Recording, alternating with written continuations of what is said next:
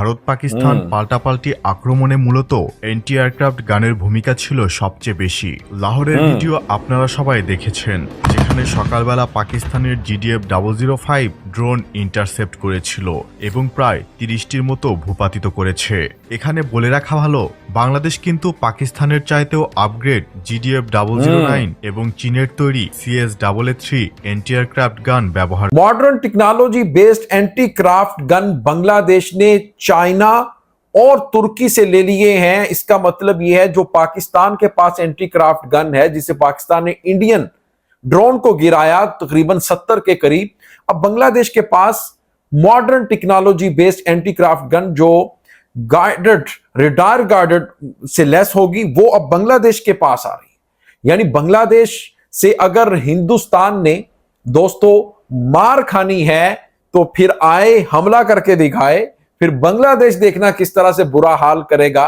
यानी anti craft gun अब बांग्लादेश के पास भी आ गई। इसको बांग्लादेश ने इसका तजर्बा भी कर लिया, एक्सपेरिमेंट भी कर लिया म्यांमार बॉर्डर के ऊपर। अस्सलाम वालेकुम दोस्तों, আমি এহসান খান আর আপনারা দেখছেন এহসান খান यूट्यूब चैनल। आशा को रही अपनारा शुभाई वालों आछन आपको बताएं कि बांग्लादेश की तरफ से एक बड़ा, मैं समझता हूं कि सरप्राइज है, इंडिया के लिए धचका है, बड़ा झटका है, इंडिया को हिलाकर रख दिया है। किस तरह से बांग्लादेश भी अपने वेपन्स, अपने जो मिलिट्री के इक्विपमेंट्स हैं और फजाइया के एयरफोर्स के, वो बहुत ही ज्यादा इंक्रीज करता हुआ नजर आ रहा है। अब वो जो एंटी क्राफ्ट गन है दोस्तों, यानी ये जो रेडार गाइडेड ये एंटी क्राफ्ट गन है, ये जिससे पाकिस्तान ने तबाही मचा के रख दी। इंडिया के 70 के करीब जो ड्रोन है पाकिस्तान ने गिराए, किसके साथ? एंटी क्राफ्ट गन के साथ।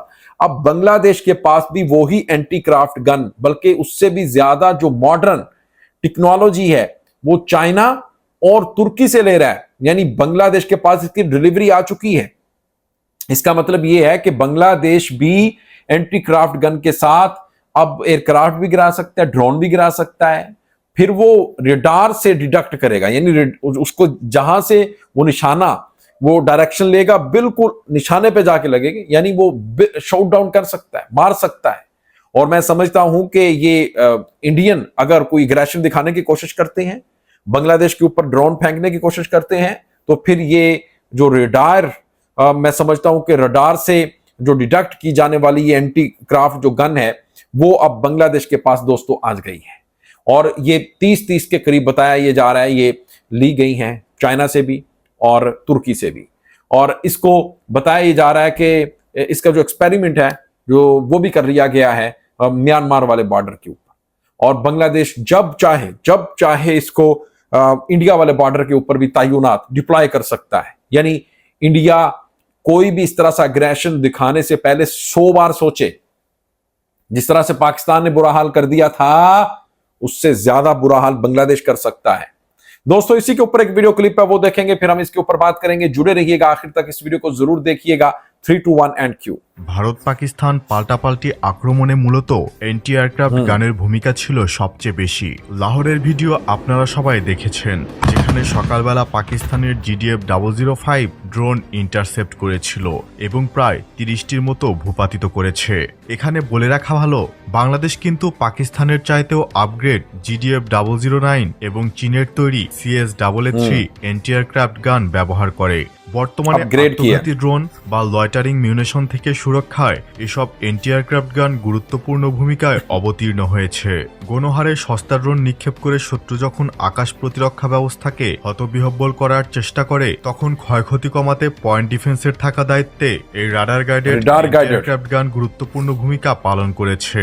ইউক্রেন যুদ্ধ এবং নতুন করে শুরু হওয়া পাক ভারত সংঘর্ষে এন্টি এয়ারক্রাফট গানের ইতিবাচক ভূমিকা আমরা দেখতে পাচ্ছি। ভারত ও পাকিস্তান উভয়ই এন্টি এয়ারক্রাফট গান দ্বারা একে অপরের নিক্ষিপ্ত অধিকাংশ ড্রোন ভূপাতিত করেছে। এই কাজে তুলনামূলক আধুনিক সারফেস টু এয়ার মিসাইল ব্যবহার করা বেশ কিছু কারণে অসুবিধাজনক। প্রথমত, মিসাইলের দাম অনেক বেশি হয় এবং স্টক সীমিত।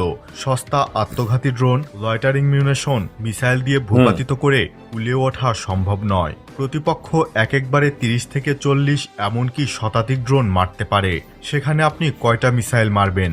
শত্রু চাইবে আপনি যেন এসব ড্রোন ভূপাতিত করতে দামি মিসাইল ব্যবহার করেন। তারপর মিসাইল ফুরিয়ে গেলে শত্রু উন্নত মিসাইল নিক্ষেপ করবে এবং যুদ্ধবিমান পাঠাবে, যখন সেগুলো ধ্বংস করার মতো যথেষ্ট মিসাইল আর আপনার ভান্ডারে অবশিষ্ট থাকবে না।